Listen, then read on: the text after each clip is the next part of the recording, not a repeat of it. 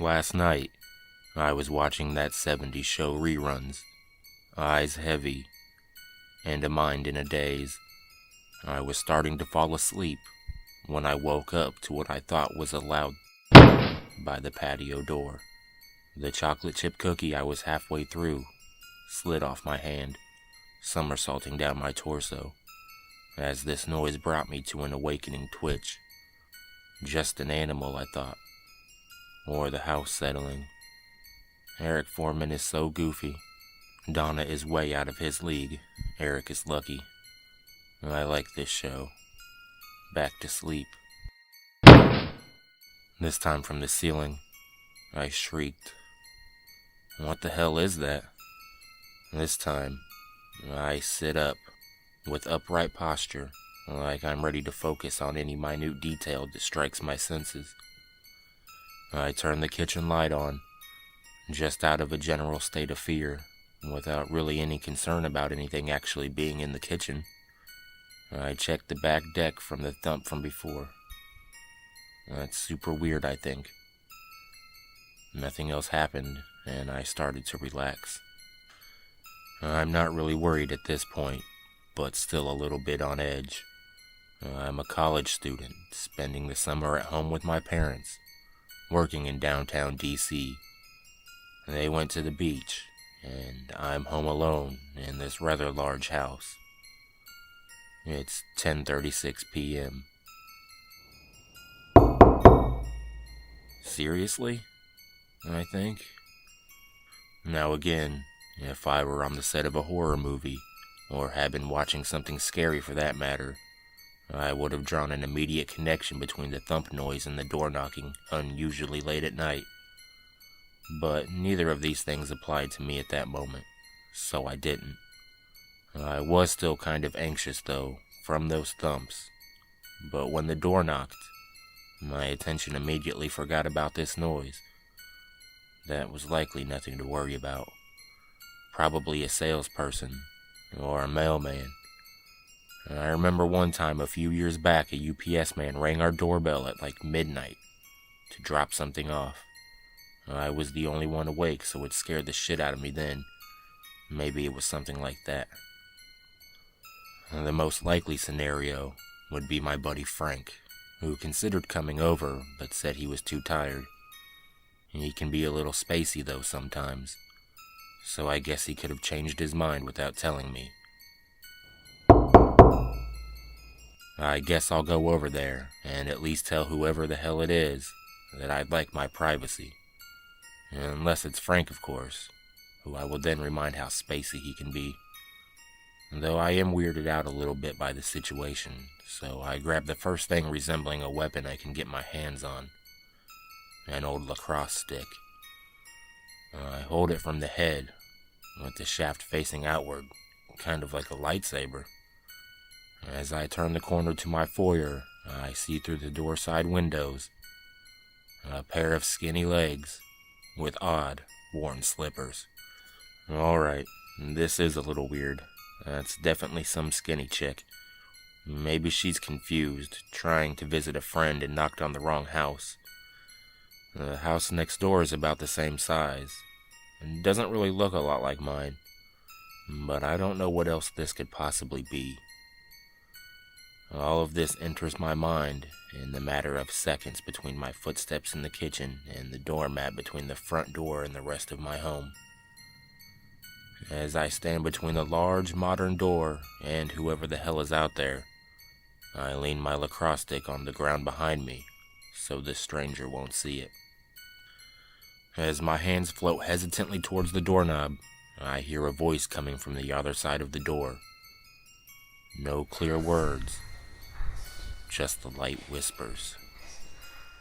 I assume someone must have been there with the slippers girl, because I haven't even opened the door yet, and as far as I can tell, this person hasn't even seen that someone is home.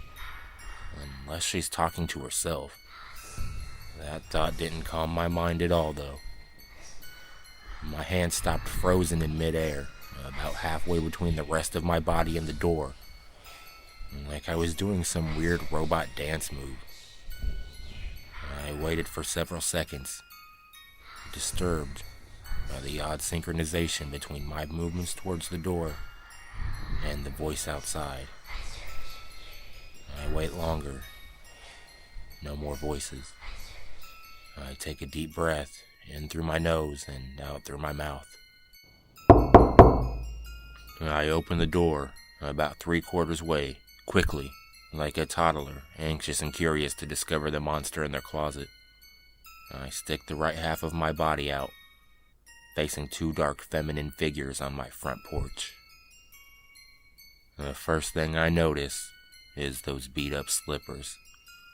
I look up from there, my head and neck tilting upwards to see the rest of her. Straight black hair, uncombed, matted in different directions. She looked sickly, shaking in the cold, with a hooded sweatshirt and tiny khaki shorts. She's about 5'3", and looks 13 years of age, staring straight forward, which for me, at about 5'9", standing on a raised surface above my lowered porch, is at my pelvis. In the dark, I cannot make out the features of her face, but could tell something about her was awkward. The way she stood there, off balance, her neck tilted to the side like a chewed up, overused doll. Before I could react in any way, I observed her partner, about a half a foot behind her and to her left. A noticeably younger girl, maybe 9 years old, but with about an inch on her older sister, wearing a ragged dark blue skirt, black pants, and rain boots. She had similar black hair, though she didn't have the same bizarre demeanor as her sister. I look down at these 2 girls and have no idea how long it's been since I opened the door.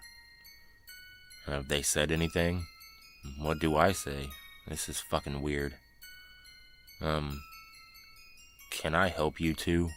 I muster out, in the tone I typically use talking to kids, but without an undertone of chill in my voice. I stutter some when I'm nervous or excited, and here I could barely make out a word. "Hello, sir. Please, we're cold and we would like to use the phone," the younger one says, her head facing straight forward. Her tone, it was like nothing I had ever heard. It was feminine, sure, but each word left her mouth fully independent of the one before, like they were just words being spit out of a machine and placed in the correct order by a third party. Almost like a robot. But she was clearly human, a young girl I am speaking to, yet somehow very, very off. She didn't sound her age. She sounded at least 14, maybe 15, but she looks no older than 10. Why did she speak to me and not her older sister? What's going on? Is her older sister shy? Mentally handicapped? Am I dreaming? And what does she mean about using my phone? It was like she was speaking off script and mixed up her question. Did she mean to ask me something else? Not sure how to respond to this arbitrary question I manage. Well, I'm not sure what you're asking. Are you 2 lost? First, nothing. Just stares. Straight forward, directly ahead, as if with no visual awareness. And the younger one. "Please, sir, we are alone and need to call home. Let us in?" Her response, with the same monotone voice, didn't really answer my question. It was like she was speaking without any concern over what I was saying. Just when it was time for her next line, and the last part, "let us in," like a command, completely separate from her prior, polite, candid requests. Trembling in fear and confused, with a strong sensation telling me something was horribly wrong, I said, "I'm sorry, but I cannot let you into my house. You will have to just stay here while I grab a phone and call for you." I couldn't leave these two kids just stranded out here. But I knew. Something in the pit of my stomach just told me. I couldn't let them in. I was scared shitless. And the two just looked straight forward, not responding. And suddenly the older one, who is yet to move or say anything, changes her expression completely. She squeezes her fists as they shake at her sides, as if in great pain, and without moving her pale face or neck, makes a smile, showing all of her teeth at once. They were sharp, inhuman, like an animal's. At this point, I made an obvious loud scream of terror. The younger one notices my fear and looks up at me. And her pale face, her eyes, blackness. Pure black, no clear iris or retina, just like two black marbles. I then notice her silent, smiling older sister's black eyes as well. A grotesque nausea floods my stomach, closing in on me, choking me. I am frozen. I do not manage a scream. I can't. I'm lost in my fear. My entire body speeds up, tingling and numbing. And finally, after what feels like several minutes, I let out a noise of horror that I don't think I've ever made, as I close the door in front of me and retreat to the safety of my home. My body is still shaking, and I stand, crying and trembling in front of my door. I needed to reach my cell phone, which was in the family room. I can still hear that '70s show in the background, which brings me some relief. But it sounds off now. Foreign, almost like another language in my fearful state. I need to call the cops. I can't let them in. Get the fuck out of here! I yell while banging on the door in an attempt to scare them off. Undiscernible sounds come from the other side, like animal cries or barks. It doesn't really sound like the younger girl. I know it isn't. I know it's the older girl, the silent, mentally off one. But I can't fathom this. Fuck no. I need to reach my cell phone, but I can't move. I can't lose track of them. I can see the slippers in the side window, and I know she's still there. More animal noises come from outside. I scream, yell, bang my lacrosse stick against the door, anything I can get out of my tired lungs and muscles. I felt like I was being attacked by a grizzly bear. I was in full-on survival mode, doing all I could to scare them away. But any noise I made was matched by the older girl, with her disturbing barks and screams that to this day haunt my dreams. Then, from the other side of the door, I hear a muffled, "We just want to call our mother," from the younger girl. "Please, we are scared and alone. Let us in. Let us in." And the last part, "let us in the exact same cadence, twice over like a recording. "Please let us in," like a chant. "Let us in," the younger girl continues, each command louder and more assertive than the one before, as the girl's noises match her demands. I wait for any sign of safety, or of this horrible nightmare coming to an end. I continue screaming at them until it finally stops, the noises and the chanting gone. The slippers are gone. I look out my window. Sprinting legs, the older girl, running the speed of a male track star, with her legs twisting over each other like a circus freak. This is so fucked up. I see her trail off, catching up with the younger sister, who must have been given the orders to leave while she stayed for a minute or two barking, screeching and yelping like a Neanderthal. I watch as the older sister finds her younger sister, waiting on the other side of the road. I stand there, not looking back at my house, staring straight ahead the other way, like they are waiting for something or someone. And suddenly, a large, wiry figure walks towards them. Long legs and arms, and lanky, inhuman features, with the shape of a woman, but far too tall and awkward in form. Like one of those scarecrow-like animation figures from a Tim Burton film. This creature, or better yet monster, leads them away into the night. I did not leave my front door the entire night. I didn't sleep, and I barely have since. Close family, my girlfriend, and my friends want to believe me. They say they don't think I'm crazy, but I feel like they don't really believe me. This is actually so fucked up. Whatever it is and whoever they are, it's real. They're like these subhumans trying to take us, or have us join them. I don't know. Whatever it is, they create this energy of fear and terror like nothing I have ever experienced. I lay awake terrified that when I open my eyes, that older sister will be outside my window, hanging from a tree, smiling at me, and barking, waiting for me to walk outside and leave the house. And it's been a few days now and I've managed to leave, at the request of loved ones. Each hour that passes, I do feel a little more safe. I know this sounds like something out of a horror movie, but it's really fucked up and the realest shit I've ever experienced.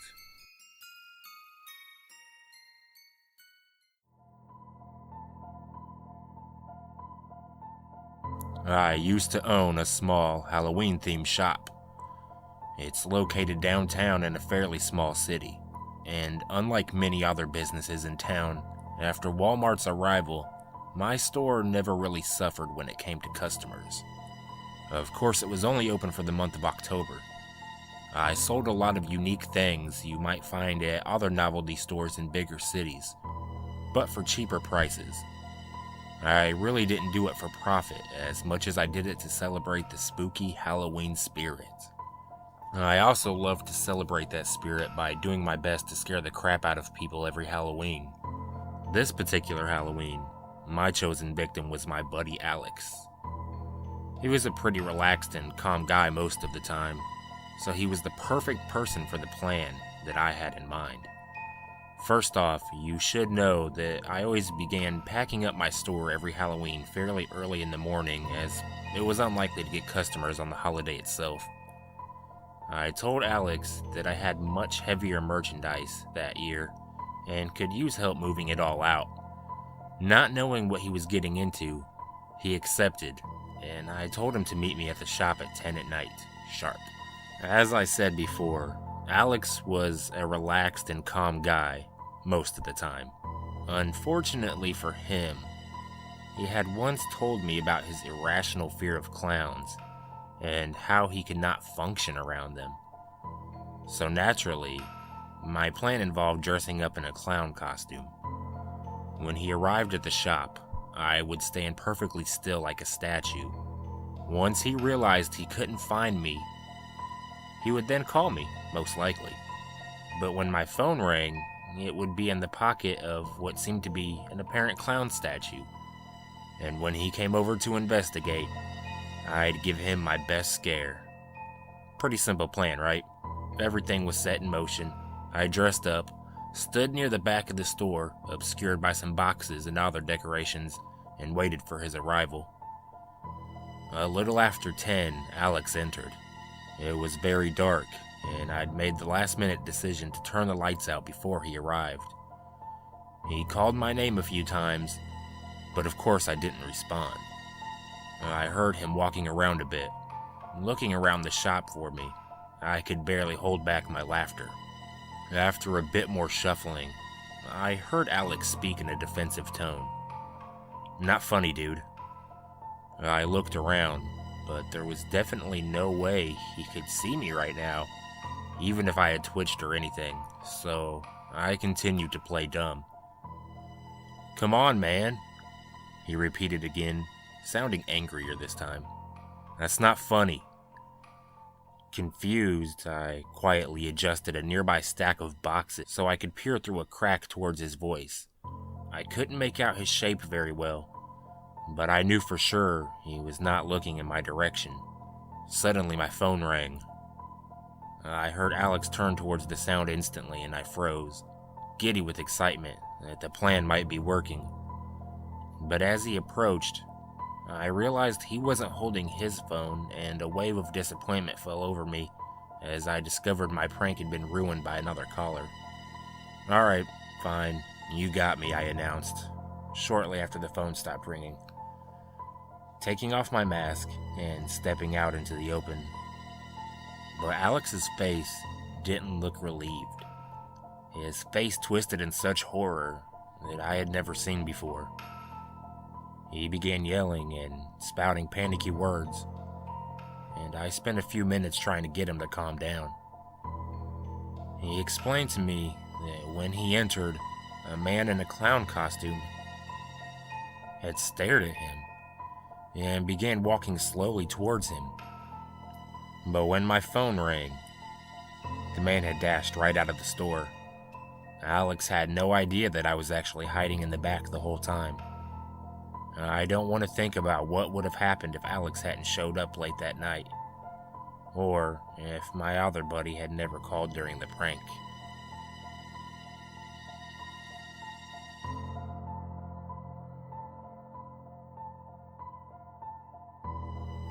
This happened to me during my college's Halloween celebration a few years ago, and is the most terrifying experience of my life.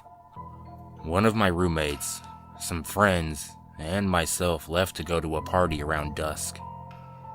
We were catcalled by a group of 3 drifters, or homeless people. We thought nothing of it and went on our merry way. About 4 hours later, we were going back to our apartment to change shoes. High heels and messed up streets are hell when you've been drinking, when one of the drifters calls out to me, "Hey beautiful, how about a kiss?" Me being a little drunk and sassy, I reply, "No thanks, girls are more my type." To my shock and horror, he says, "Hey, my friend here likes the ladies." A homeless girl comes out of nowhere and proceeds to kiss me on the mouth. My friend picks me up and throws me over his shoulder. I proceeded to flip the fuck out in my apartment, shrug it off, and then we ventured back out. Well, I got separated from my group in the crowd, and then I see the 3 drifters again. I tried not to show the fact that I'm shitting bricks when they ask me where they can find a liquor store. I pointed down the street to the Kroger's and they said, "Okay, can you show us?" I'm a small town woman, and they shoved me into their vehicle. I thought, naively at the time, that they will literally let me out at the grocery store, except it was closed because it was after midnight. I pleaded for them to let me out of the car, but they kept saying, "The power does what it wants," and headed away from the safety of the campus area, onto the freeway, and out of the state. For the next 4 hours, I visited 3 states with them, while pleading for my life. I'll never forget how they kept saying the power does what it wants, and talking about how they're going to have fun with me. I kind of resigned myself to the fact that I was going to die, that I would never graduate college, or see my family again. They pulled into a gas station, and I slipped out of the vehicle, only to be grabbed again. But I screamed my head off for the clerk to help. That's when they started talking about taking me to the cliff. I mentioned that my family is full of police officers, and that they're probably already looking for me. How they're committing a federal crime, and that I won't press charges if they take me back to campus. I guess that was when the girl started to feel sorry for me, because she started to say, "Guys, she's really scared. Maybe we should just drop her off somewhere. This doesn't have to get any worse." They took me back to the campus area, and as soon as the girl pulled me out of the car, a police officer called my name. The girl shoved me toward the cop and yelled, "The power does what it wants, and tonight it lets you live." I've never been so happy to sit in a police cruiser. They pursued them, but I don't know if they ever caught them. My roommate dropped out of college and joined the military, and I transferred to another school. So, ladies and gentlemen, please be careful walking at night. Always keep your cell phone with you, if possible, and call the police if you see suspicious people near your apartment. I had a brush with death, and I'm so grateful for the time I have now.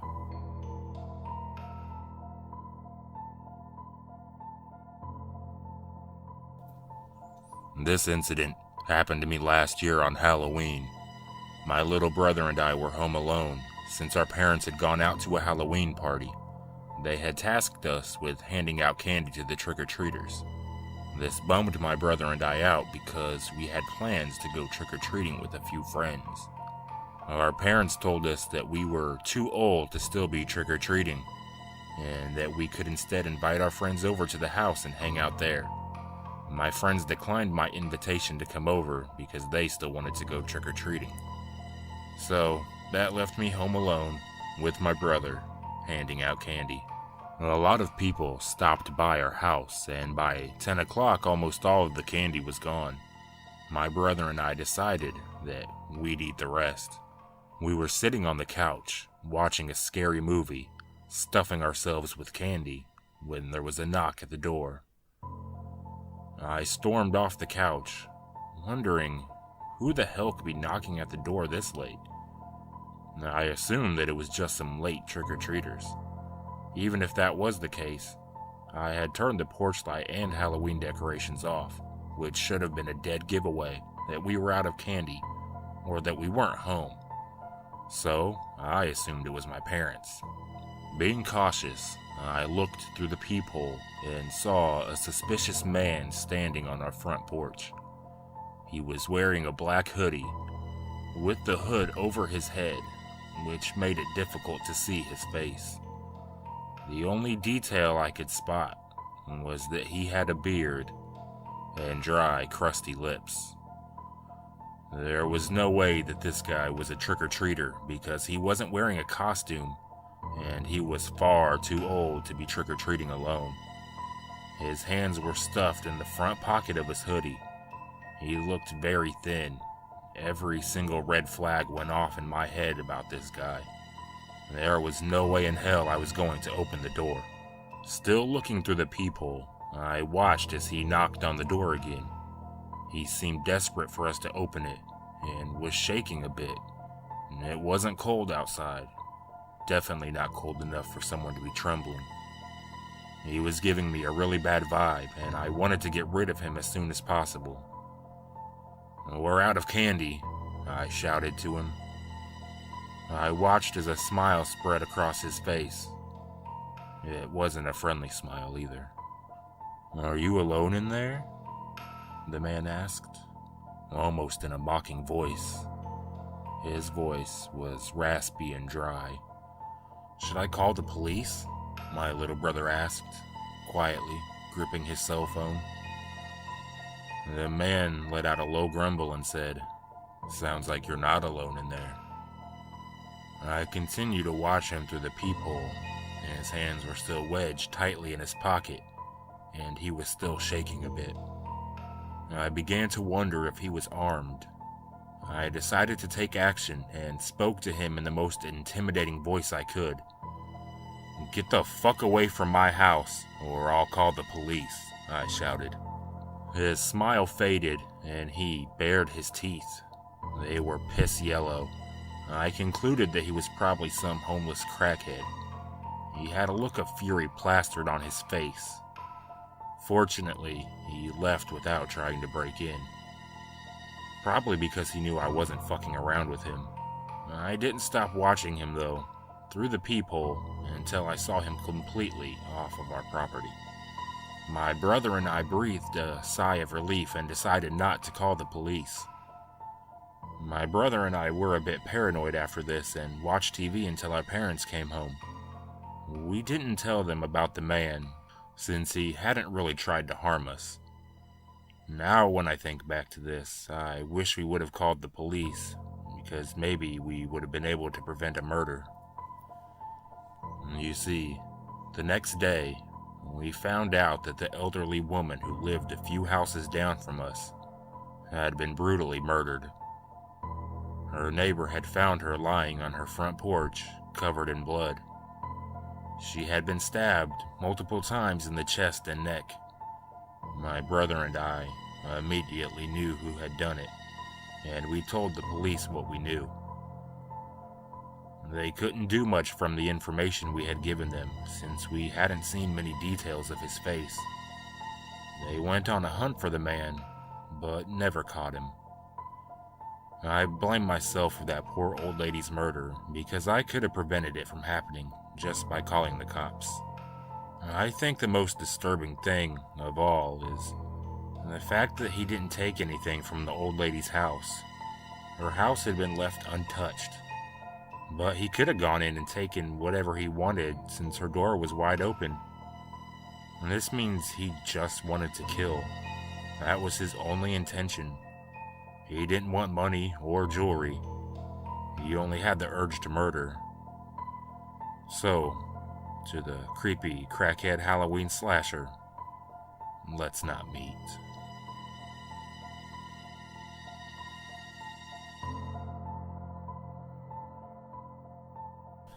This happened 2 years ago on Halloween. My mother, stepdad, and I were staying at the Queen Mary in Long Beach, California for the Dark Harbor annual Halloween Fest. I was 18 at the time. For those of you who don't know, the Queen Mary is a pretty well-known, reportedly haunted ship and attraction. It's open all year around and is a hotel now permanently docked in Long Beach. We get down to the Queen Mary in the late afternoon before the Halloween festival starts. My mom and my stepdad realize they've forgotten their costumes at home, so they decide to hightail it back, about an hour and a half away, since my mom is a major Halloween lover, and then come right back. I decide to stay in our hotel room.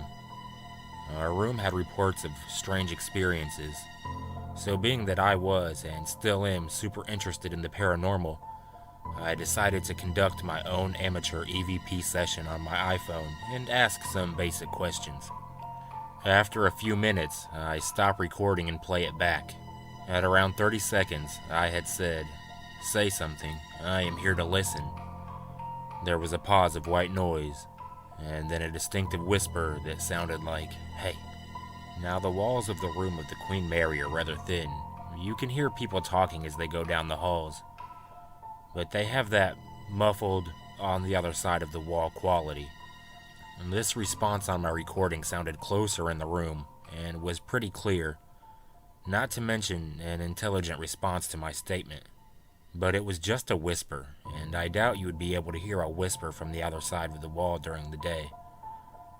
I was excited and showed my mom and stepdad when they got back. They also heard it and agreed with my thoughts. Then we just go out at night and enjoy the Halloween festivities of mazes and costume contests, and head back into the ship hotel. At midnight, we go out and do what many guests do and explore the ship at night to see if we experience anything paranormal. We walk around many of the floors of the ship, hoping to see the infamous Lady in White. We go up to the most haunted room, B340, which is closed down now and cleared out. There's a thin slit in the middle of the door that you can see into the room though, so I peered in, nervously imagining a black figure popping up at me, but I didn't see anything. However, I did suddenly begin to feel very lightheaded and uneasy. I stepped away from the door and out into the hall, and suddenly felt fine again. I don't know if that was anything, but I thought I'd mention it anyways. Finally, we're back in our room to turn in for the night, and this is where things get real creepy. When you first enter the room, it's the master bedroom. To the bed's left is a doorway, and a small hallway that leads down to the twin bedroom, where two twin beds are against the wall facing each other, and the bathroom is in the back. Now, I was supposed to sleep in that twin bedroom alone. I had read online before that the reports in our room happened in only the twin bedroom and bathroom part, so at first I was like, no way. I chose to sleep in the master bed with my mom and stepdad. I was on the left side of the bed closest to the hallway to the twin bedroom. My mom was in the middle, my stepdad on the right. Just looking into the twin bedroom gave me the chills. It looked so eerie, dark, and cold. I slept on the right side with my back to the twin bedroom the whole time. I could not bring myself to face it in the night. At around 3 or so a.m., I started hearing movement in that bedroom, just like shuffling and a bump into the dresser. I felt really unsettled and definitely felt as if something was behind me in the hallway moving. You know that sensation where you can't see it, but you can feel something present, occupying the emptiness. My eyes were wide, but I absolutely refused to turn to look in there. I was sure it wasn't someone out in the halls because it sounded literally right behind me, not on the other side of the wall. Also, it was 3 in the morning, and if someone was outside, you would hear the footsteps moving away. But no, this was in one place in the room. I stopped. I dozed a little, but then I shit you not, I heard clear as day this creepy jewelry box playing music in the room, right at my left corner foot of the bed. Then I hear it move around in front of the bed, over to the right corner, and then it stopped. But as it was playing, I felt and saw my stepdad sit up. So I say, "Do you hear it?" He says yeah, and my mom mumbles sleepily, "The music?" I say yeah, it stopped and we didn't hear it again, but I stayed awake for the rest of the night. In the morning, my stepdad and I recount the jewelry box music excitedly, yet also shakily. My mom, however, does not remember hearing it at all, even though she half awoke and said the music when I asked if my stepdad heard it. Being that she was half awake, I assume she just simply forgot it. Once again, I do not think it was from outside our room in the hallway, because it sounded clear as a bell, and literally right at the foot of our bed, moving to the right side of it. It was not muffled, and I did not hear footsteps or talking in the hallway at this time. Also, who would be playing a jewelry box that late, or even at all? All in all, it was a fun trip, exciting, but super scary. The most scared I've ever actually been. So if you like scary or paranormal stuff as much as I do, I encourage you to stay at the Queen Mary.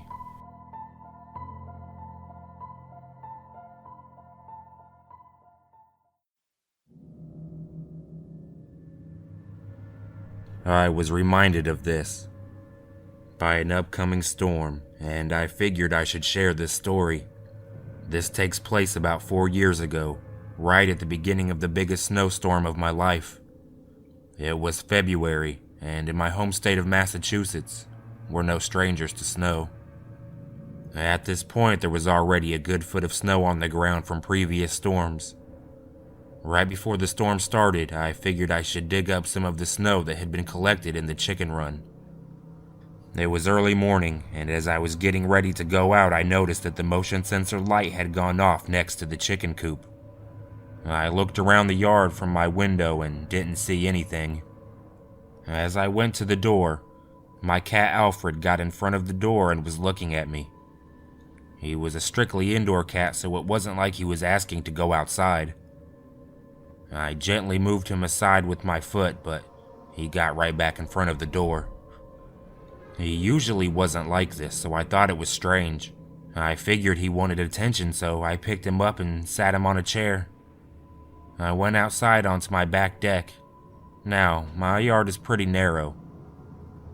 Maybe 30 foot by 200 strip of grass, and a garden that has been slowly being taken over by the forest behind my house. At the end of my yard, there was a steep hill covered in trees that led up to the rest of the forest. The chicken run was about 10 feet from the deck, so I went over and got to work, letting them out for a bit and feeding them before starting to shovel. When I was about halfway done, one of my chickens, a Rhode Island Red, started squawking. I've heard these chickens squawk before, but my two buff chickens always did this before they laid an egg. Yet, this was more of an alarm call, and I hadn't heard this type of noise since my dad's dog tried to attack them. I was outside the run, dumping a bucket of snow into a pile. I looked up at the chickens. They were all along the back of the fence of the run, looking at something on the hill. I looked at the top of the hill and what I saw still gives me chills to this day. There was a big black dog-like thing sitting at the top of the hill, staring down at me. I froze looking back at it. I knew the animals in my area, and the only two possibilities that would make sense for this to be is a fisher cat or maybe a coyote, but they were both too small to possibly be this. We stared at each other for a few minutes, its yellow eyes glowing in the early morning light before it stood up on its hind legs and turned and ran into the forest. I ran back into my house, slamming the door shut and locking it.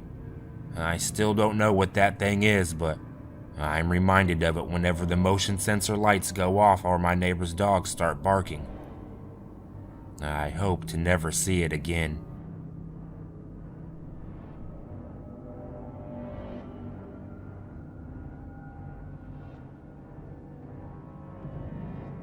The following is a story my grandfather used to tell me before he passed away. I'm no World War II buff, and I'm just retelling this story the way I remember hearing it, so I apologize if some dates and locations may be slightly off. My grandpa was a British infantryman in the Second World War. He was only about 19 years old when he enlisted to serve his country. And while he thought that joining the military would give him opportunities to see exotic locations around the world, he was never deployed anywhere he really wanted to go. Instead, he ended up practically in his own backyard, Switzerland. This is just some historical information, but it's important to understand before reading the rest of this story. Switzerland did its best to maintain neutral status throughout the war, but regardless of its attempts to maintain neutrality, Switzerland was still highly sought after by both the Allied and the Axis powers. Once the Nazis began committing acts of aggression against Switzerland, England provided reinforcements to the Swiss military. Yet in an effort to prevent open war within its borders, the Swiss government instructed its military and the British reinforcements to perform a series of tactical retreats into the Alps. That's how my grandpa found himself stationed in a remote village in the Swiss Alps. At this time, it was early in the winter of 1943, and my grandpa's company was stationed in a secluded village of about 500 people. Part of the advantage they had that with this location it was really hard to get to and therefore had little chance of being spontaneously invaded by Nazi Germany. But this was also a disadvantage because it made communication with the rest of the Swiss military very difficult. The issue with communication was further compounded when sometime in early December, a series of blizzards swept through the region and completely destroyed the few lines of communication they had in the first place. So essentially, trapped in this isolated Swiss village without being able to make contact with the rest of the army, my grandfather's captain decided it would be best to uphold the standing orders and continue defending the village. Weeks passed, and any roads to the outside were buried in 7 to 9 feet of dense snowfall, and any telegraph phone lines that they had were equally useless. It grew deeper into winter. The leaves were stripped from the trees, and the bare trunks protruded from the mountainside like broken ribs. The town was nestled between two large mountains. Sunlight only directly reached the town for a few hours each day, making the soldiers feel as if they were living in a state of perpetual dusk. One night, my grandpa was at the town bar with a few of his friends from the company and a group of locals approached them. One of them in particular was visibly upset. All of the Swiss people in the town grew up speaking German, and none of them were used to having Brits around. So one of them began speaking in broken English. Where take you the children? Luckily, one of the guys my grandpa was drinking with spoke pretty fluent German and was able to act as an impromptu translator. After several minutes of confusion and yelling, the translator turned to my grandpa and the rest of the soldiers and said, "They say some of the village children have gone missing and they want us to do something about it." Now obviously, the British military doesn't exactly act as a bunch of mercenaries for hire, so my grandpa and his friends told the villagers to come back to the headquarters, which was really just a makeshift barracks they had thrown together in the town's church, to talk to the captain. Due to the language barrier, the villagers' discussion with the captain took about 2 hours, and basically what the captain and his self-designated translator was able to piece together was that a few weeks after the company entered the village, the locals had noticed a variety of bizarre incidents. At first, it was just benign stuff like vanishing pieces of wood and tarps from people's sheds. But over the following 2 months, people realized that valuable items were being stolen from their homes. One man claimed that his family heirloom, a handmade ceremonial halberd, sort of like a traditional Swiss war axe, had disappeared from above his fireplace mantle.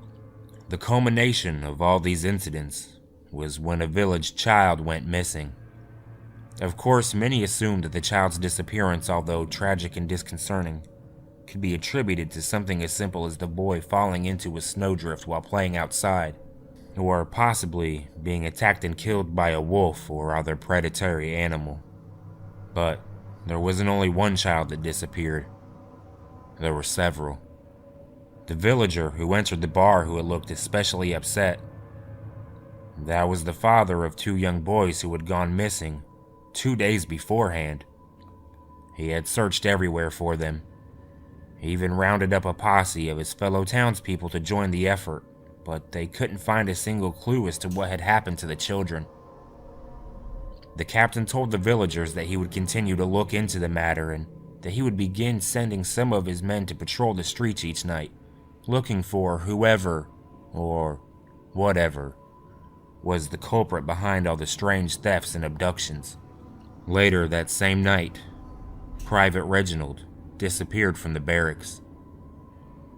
Disappearing children was one thing, but a grown man? It seemed unlikely that an animal, even a wolf, could have taken down a healthy, full-grown man on his own. Naturally, rumors began to surface that there was some sort of monster living in the mountains that came down at night to feast on the occupants of the village. Despite the nightly patrols ordered by the captain, the disappearances kept occurring. Reginald was the only adult victim of whatever was preying on the village. The rest of the victims were all young kids between the ages of 5 and 10. All in all, including the original 3 kids who had gone missing, 7 children vanished from the town. Many people in my grandpa's company were growing suspicious. One explanation that they got passed around was that impoverished villagers were actually selling their own children to human traffickers for extra cash, but even that didn't make sense because the roads into and out of town were still blocked by the snow. 3 more weeks passed without incident. At this point, it was early spring and the snow was starting to thaw. That night, coincidentally, when my grandpa was on patrol with several other soldiers, they discovered what was behind the children and Reginald's disappearances. It was sometime past midnight when my grandpa and his comrades noticed a figure peering through the bedroom window of one of the villagers' homes. My grandpa was at the opposite end of the street, so at first the figure looking through the window didn't see the patrol. My grandpa and the other soldiers yelled at the prowler, and it immediately tore itself away from the window and began running away. Everyone in the patrol was certain that this was what was behind the disappearances and break-ins, They ran as fast as they could in pursuit through the melting snow and ice in the dead of night, screaming at whatever it was to stop. They kept running and soon found themselves on the outskirts of the village, where the snow was still fairly deep. The figure jumped into the ground. It looked like it had just vanished into thin air at first, but as the patrol grew closer, they realized that the prowler had actually just jumped into a cave that had been hollowed out inside of a snowdrift.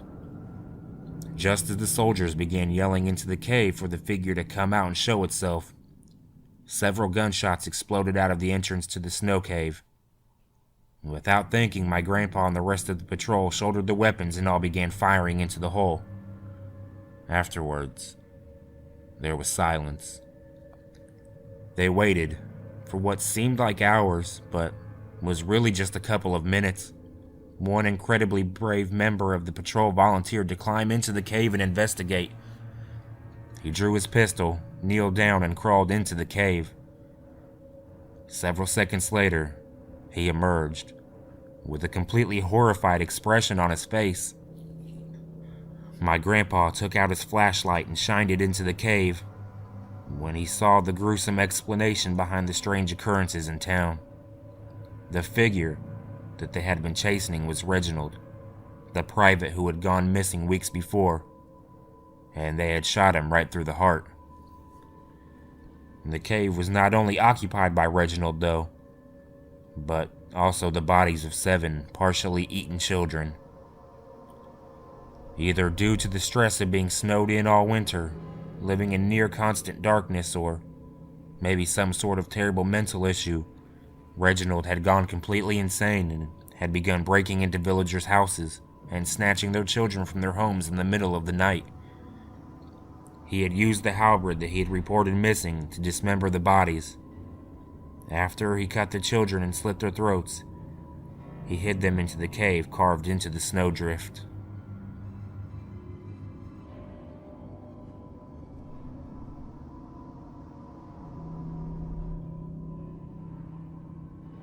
This happened when I was 9 years old, but I still remember it as though it happened yesterday, if you can pardon the overused cliche. It was the middle of January, and we were having the worst snowstorm recorded where I lived. Needless to say, all of the schools in the district were closed. Around noon, I went out to simultaneously celebrate the rare snow day and revel in the snow with the other kids who lived on my block. We all trekked down to the nearby playground. I suppose it was because there was more unsullied snow there. At one point, the group decided to try and build an igloo, but I quickly lost interest as it was not holding together, and I was tired of being bossed around, so I separated from the group to a fresh patch of snow several yards away. I was going to make a snowman. I had just finished the first ball and was already bored and thinking about rejoining the group when I looked at the snowman again. I saw that there was an older boy standing near it with a grin on his face. I noticed that there was something a little strange about him. His clothing seemed old-fashioned and somewhat ragged, but I didn't mention anything. In fact, we never really said a word to each other, but by the end of the afternoon we had finished our snowman. I took off my hat and put it on the snowman's head, and the boy unwound his thick woolen scarf from around his neck to place it on the snowman. When he finished, he smiled at me, bent to kiss my cheek. I remember that his lips were cold, but that didn't seem weird to me at first. After all, we had just spent all afternoon playing in the snow. He gave a little wave and turned around to walk away. One of my friends called my name and I turned to look.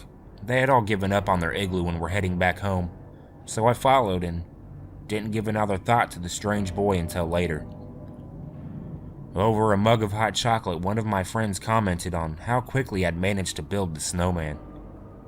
I laughed and told her that it wasn't that hard since I'd had help. A strange, uncomfortable silence fell over the group, and one of the other girls said they hadn't seen me with anyone. I rolled my eyes, figuring they'd formed some sort of collective pact to freak me out or something, sort of a way to get back at me. I let it drop.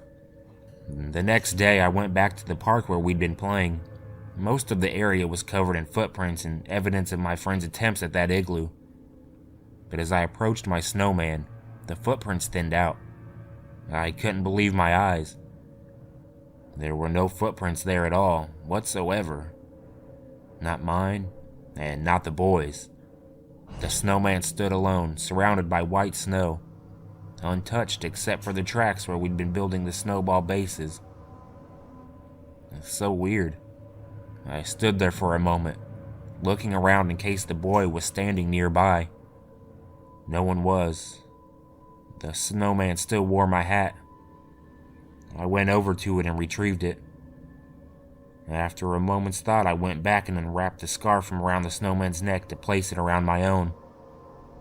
I still have that scarf, and to this day I wear it during the winter or whenever I'm feeling lonely.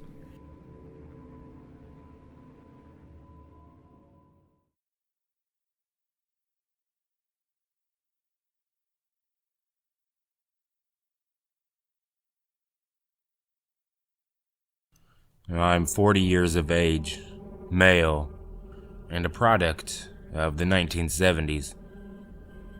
At an early age, my dad left me and my mom, so I always felt like I had to be strong for her because she was always crying on my shoulder about how our father left us and deserted us, and I was only 4 or 5. Anyways, Mom met a new guy fresh out of the Marine Corps. They got married soon after. We moved to a place called Del Camino, a trailer park just east of Longmont, Colorado, next to Highway I-25. We'd lived in a single-wide green trailer on Grove Street.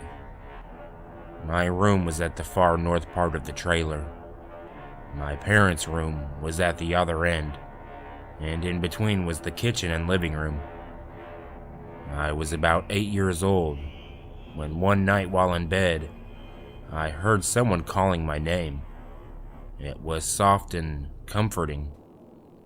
I walked down the hall trying to figure out where the voice was coming from, and it sounded like it was coming from outside.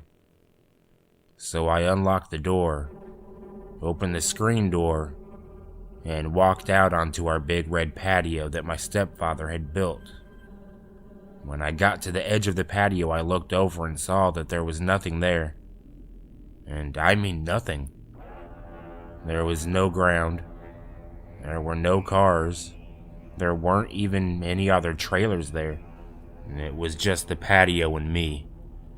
I remember freaking out, crying out loud, and then all of a sudden, something grabbed me. When it did, I felt an extreme pain radiating throughout my entire body. Suddenly I came to and I realized that I was outside on the patio naked as my stepfather was spanking the hell out of me for going outside at 2 o'clock in the morning. It was pretty weird, but not as weird as what happened the next night. After dinner and a movie, we watched Superman with Christopher Reeves, and then I went to bed. Instead of dreaming, I was Superman flying around or something like that. This is how it went. A voice, soft, comforting, calling my name. This time coming from my window. My window faced the street. I had no curtain, so it was always lit up in my room a little from the orange glowing streetlights. But when I opened my eyes to see who was calling me, I noticed the room was really bright orange. I sat up in my bed, which was directly across from the window, and through the window was what looked like an orange glowing egg, about 10 feet in diameter, floating above Grove Street, about 10 feet off the ground. I couldn't figure out what it was.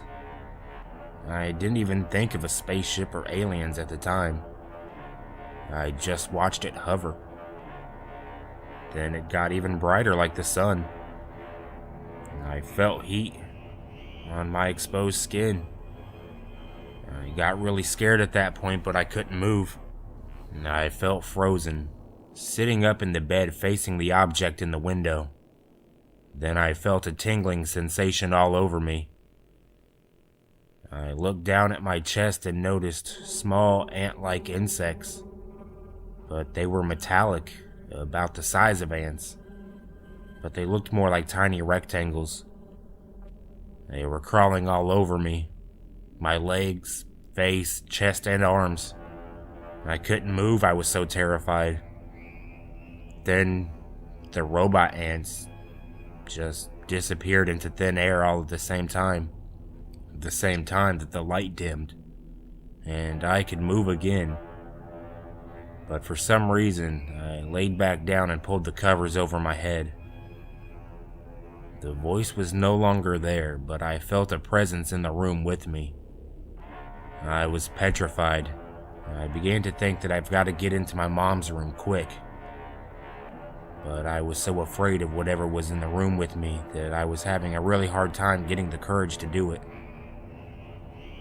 Finally, I gathered enough guts to throw the covers off, jump up to my feet. I looked out the window. There were 4 beings, just like these so-called grays I hear about, in the middle of the street. They all turned and looked at me at the same time. And in one split second, one of them was at my window, staring at me. Its movement was so fast that I couldn't even see it move from the street to the window. I freaked out and screamed and started to turn and run when I heard a crash in my closet. At that point, I wasn't sticking around for the next surprise. I hightailed it down through the hall, through the kitchen, jumping over the couch and straight into my mom and stepdad's room. He wasn't too happy, but Mom knew I was really upset, so she gave me a blanket and pillow and I lay down on the floor next to their waterbed. I was feeling calmer and started to fall asleep, then I heard something in the room. I screamed for my mom, but nobody woke up. I said it louder and neither one of them woke up. I heard shuffling in the room and then a bang against the waterbed. I looked down towards the foot of the bed and suddenly a big ugly insect-like head popped out. I blacked out, and when I woke up it was the next morning. I was still really terrified by what I had seen, but I didn't tell anybody. I've had many other experiences. This was just the first one.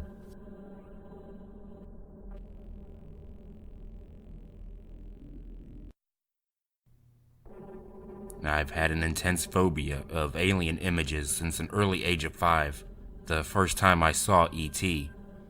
I can look at pictures of the alien franchise xenomorphs no problem, but the more gray-like and spindly they are, I physically feel just sick looking at them.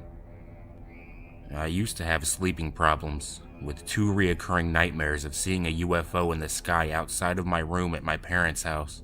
I'd then rush downstairs to check the conservatory is locked, and it isn't. When I go to grab the handle and lock it, I see a very long-fingered gray hand grasp at the handle. I always wake up then. The second dream was literally me just being in a room with a 6-7 foot tall gray, and a ridiculously long-limbed spindly gray that takes up almost the whole room. It was impossible to look away from it, no matter how hard I tried. I took sleep therapy and eventually learned a few little life-saving lucid dream hacks so I could change the dream or wake myself up as soon as I noticed the reoccurring features beginning to manifest. When I came to tell my parents about the sleep problems, my mom revealed that she'd seen something similar. She swears up and down that a week after my birth, she checked on me every hour during the night to see if I was still alive because I was born premature. One night I had been particularly bad and she came in and swears up and down that she saw a wingless angel who took up the whole room, standing over my bed and bent doubled over. She stared at its face and remembers nothing else but an androgynous face she can't even draw. She said without moving its lips, somehow, it told her everything was fine and she could go back to sleep. She did, and she thought it was an angel back then, but now she's not so sure. For a while, none of the nightmares bothered me, But in 2013 that changed. It was November, and I wasn't at my family home anymore. I was staying at my student flat. I woke up from a nightmare in which aliens were trying to get into the house. I was living with 5 other people. The first thing I did was check my door. I had a safety lock on it all the time, especially when I slept. It hadn't moved. It was about 6 a.m. and I didn't have class until 12, so I listened to my iPod until I could go to sleep again. When I woke up from my actual alarm at 9, I went to open my curtains, and I found a handprint. Only it couldn't have been human. Fingers were long, 3 or 4 times the length of a human. I remembered staring at it for a good few minutes, feeling sick. I don't even have long nails and never will because I'm gross and bite them. The shape, it was so distinct and it really weirded me out. I woke up the 3 other housemates still at home and they honestly did not know what to make of it. I think one girl figured out immediately why I had turned down the downstairs patio door bedroom when we'd been assigned rooms. Way too many conservatory flashbacks there. I wonder if anyone else has ever experienced anything like this before. To this day, everyone kind of just brushes it off with, wow, that's bizarre. But, I mean, it honestly scares me. The idea that something could have been in my locked room, next to me, and done that. And also wondering if it has anything to do with the thing my mother saw, or whether she was maybe just sleep deprived. I have no idea why an alien would fly that amount of distance to come leave a weird shape on my window, but maybe I'd rather not know.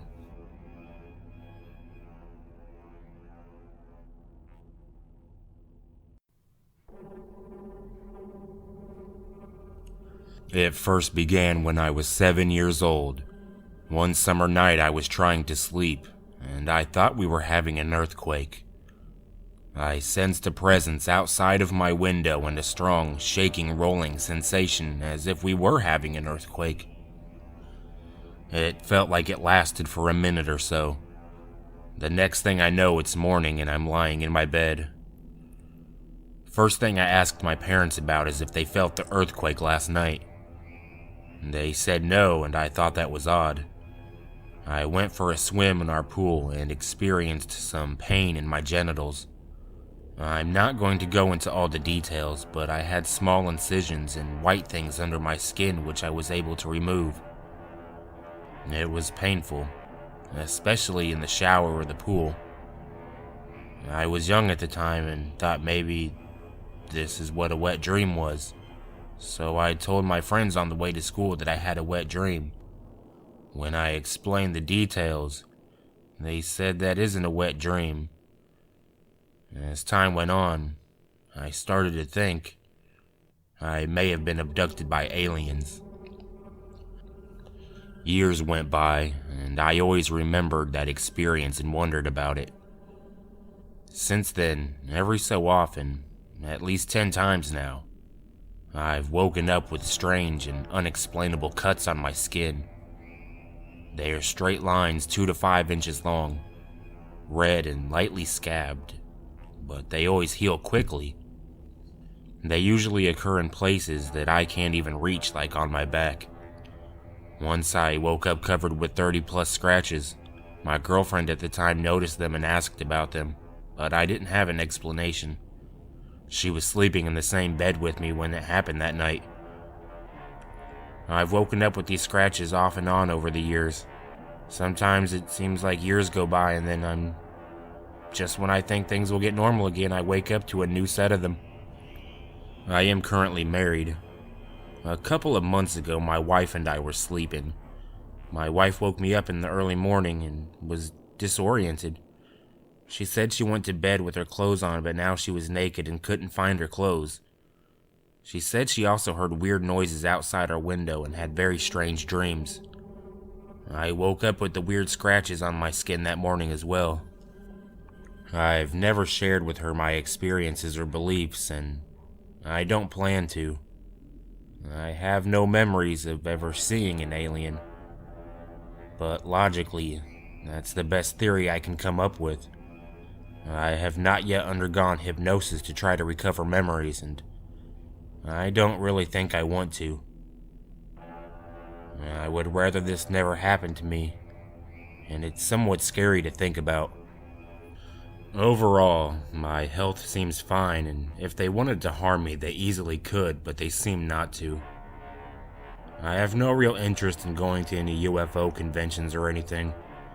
They seem mostly full of crackpots, and also, once you associate with that group, it has a negative stigma, and people think you're crazy.